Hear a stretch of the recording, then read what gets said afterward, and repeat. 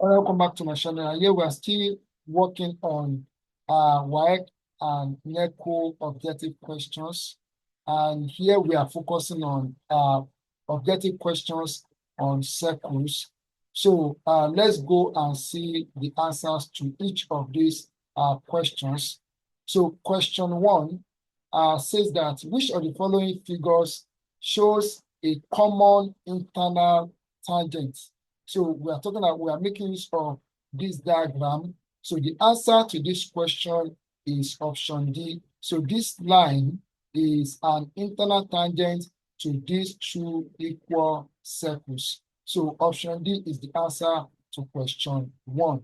Then for us to answer question 2 to 4, we have to make use of this figure 1 as we are instructed here. Then question 2 says that the tangent is perpendicular to the line.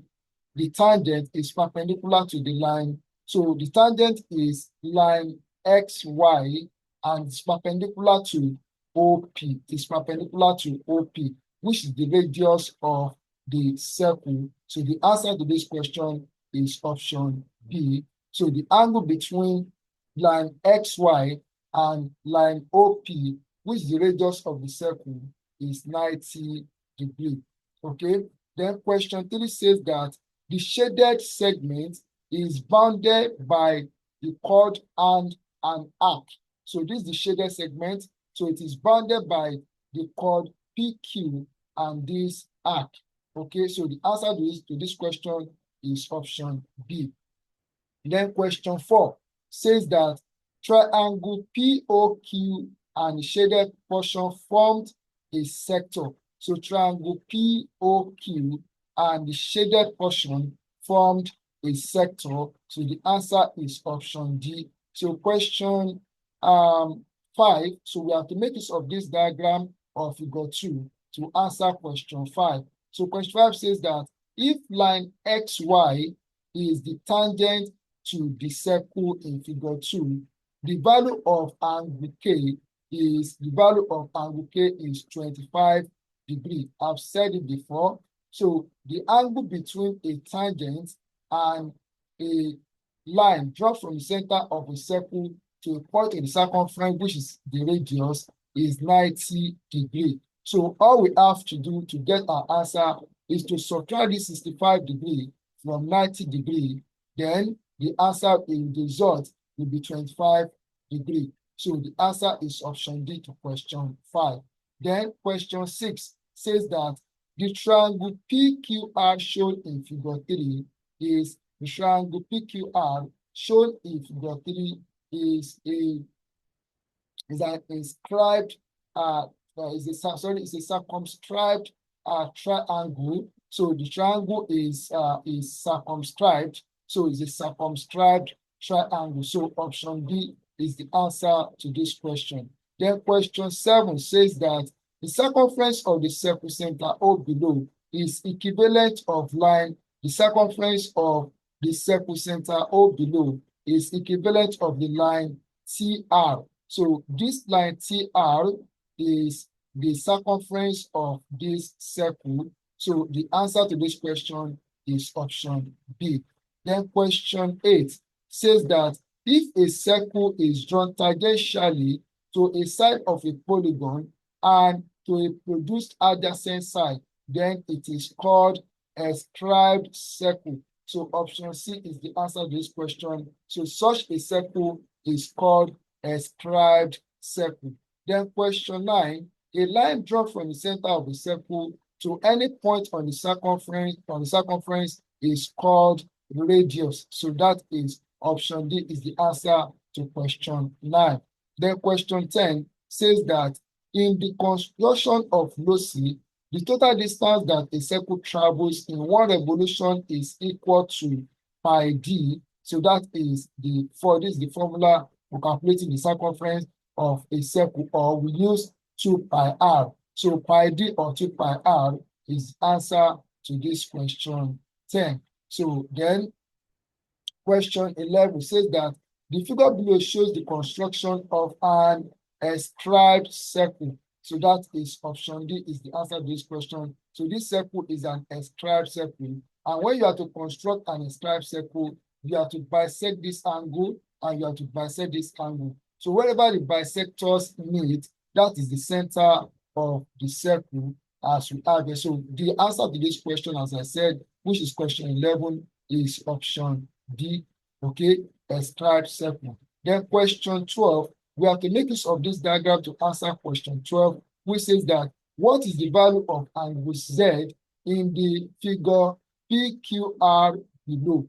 So the answer to this question is 51 degrees, which is option C. How did I get that? We have to go back to circle geometry in mathematics, so which says that the angle at the center of the circle is twice the angle at any point on the circumference. So this angle Z is an angle at a point on the circumference of the circle, while this angle here is an angle at the center of the circle. So then how can we get the value of this angle? So we have to add this angle 39 degrees and this angle 39 degrees together, so which will give us 78 degrees.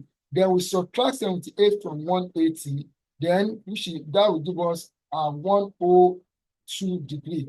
Then we divide 102 by 2, and that will give us the value of angle Z, because angle Z is half of the angle at the center of the circle. So let's take note of that. So the answer to this question is option C, which is 51 degrees. Then question 13 says that if a straight line is drawn from the center of the circle, it will bisect a chord at a right angle. So the answer is option D. That is that line that is drawn from the center of the circle that bisects a chord. So that line is that line. So it's just a line that we draw. So it's not a radius, but the angle between that line and the chord is a right angle of 90 degrees. Then question 14 says that in basic theory of geometry, the angle in a semicircle is 90 degrees. The angle in a semicircle is 90 degrees. So we have a theorem in mathematics that says that. Then in technical drawing, we also have information like that. So the answer to the question is option D, which is 90 degrees. Then question 15 says that the purpose of the construction above is to, so they are referring to this diagram. So the purpose of the construction above is to draw an inscribed circle. So that is option C is the answer to this question. So we have to draw an inscribed circle. We have to bisect any two angles. So this angle is bisected, this angle is bisected, and bisectors meet at this point. So this is the center of the circle that will touch the three sides of this circle, as we know, of this triangle, as we know that an inscribed circle touches the three sides of a triangle. So the answer is option C, inscribed circle. Then question 16 says that which of the following lines is not a part of a circle? Which of the following line is not a part of a circle? So the answer is option A. This line OQ is not a part of a circle. So the answer to this question 16 is option A, OQ. Then question 17 says that in diagram below, arc EF is a semicircle. If angle EFG is 55 degrees, angle EFG is 55 degrees, what is the value of angle FEG? So we know that this angle here, this angle EFG is 55 degrees. So we are looking for this angle FEG. So the angle at this point G is 90 degrees because this is a triangle in a semicircle, as I've said before. So if this angle is 5 degrees, so this angle will now be 90 minus 55. 90 minus 55. So 90 minus 55 will give us 35. So the answer to question 17 is 35 degrees. Then move to question 18, which says that which of the following correctly describes the relationship between the circles in the figure below. So the answer to this question is concentricity. So these are concentric circles, circles that are drawn from the same center, but they have different radii. So each of them has its own radius, but they are all drawn from the same center. So such circles are known as concentric circle. So the answer to this question 18 is concentricity. That relationship between these circles. Then question 19 says that the figure below is an inscribed circle. So this circle is an inscribed circle. A circle that touches three sides of a given triangle is known as an inscribed circle. So option D is the answer to this question. Then question 20 says that the part of a circle bounded by two radii and an arc is known as the part of the circle bounded by two radii and an arc is known as a sector. So option C is answer to question 20. Then question 21 says that in the diagram below, circle F is an inscribed circle. So option D is the answer to this question 21. So this circle F is an inscribed circle. So that makes option D to be the answer to the question. So question 22 says that the construction below can be described as, so the answer to this question is finding the center of a circle. So when we have to find the center of a circle, we have to bisect two chords on the circle. So chord AB and chord CD have been bisected, and the bisectors, they intersect at this point, and this point is automatically the center of the circle. That is point O here. So the answer to question 22 is option D, find the center of a circle. Then question 23 says that the shaded portions A, B, and C of the circle below respectively are. So if you look at this option A here, if you look at this part A here, this is a sector, part B is a quadrant, and part C is a segment. So that makes option B to be the right answer to question 23. So they are A is a sector, B is a quadrant, and C is a segment. Let's take note of that. Then we come to question 24 that says that the diagram below describes dash to two equal circles. Dash to two equal circles, that is an internal line or an internal tangent to two equal circles. So option C is the answer to question 24. This line XY is an internal line or internal tangent. That's option B. Sorry, option B is the answer. Option B is the answer. So line XY is an internal tangent to these two equal circles, C1 and C2. Then question 25 says that which of the following, a straight line which touches the circumference of the circle at right angle to the radius is a tangent. That is option E is the answer. So that straight line that touches a circle at a point and is at a right angle to the radius of the circle, that line is called a tangent. So we have to use this diagram to answer question 26 and question 27. So question 26 says that the construction is meant for determining the diameter of a circle with given circumference. So option D is the answer to this question. So we use this method or this construction to find the diameter of a circle where we are given the circumference. Then question 27 says that line ST is the diameter of the circle. Line ST is diameter of the circle. So option A is the answer to this question. So we are using this diagram to answer question 28 and 29. Question 28 says that line OQ is a normal. Line OQ is a normal. So while line PR is a tangent, line OQ is a normal. That's option B is the answer to this question. Question 29 says that angle PQO is a right angle. Angle PQO, that is the angle here, is a right angle. So the angle between the normal and the tangent is also 90 degrees. So the answer is option A, a right angle. Then we have to use this diagram to answer question 30 and 31.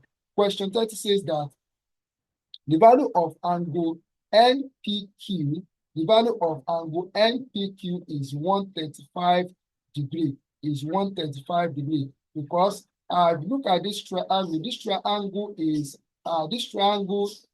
a triangle in a semicircle, and we have said that the angle at this point, or the angle in a semicircle, is 90 degrees. If you look at this triangle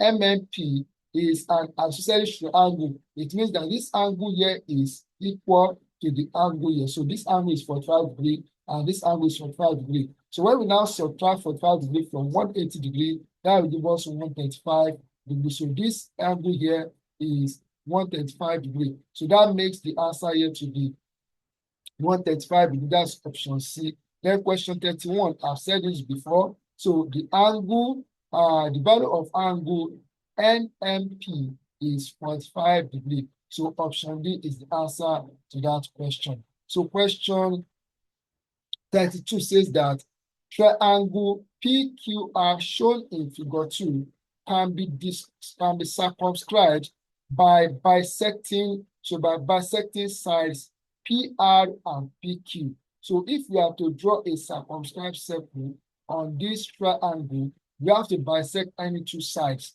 So we are bisecting side PR and side PR and side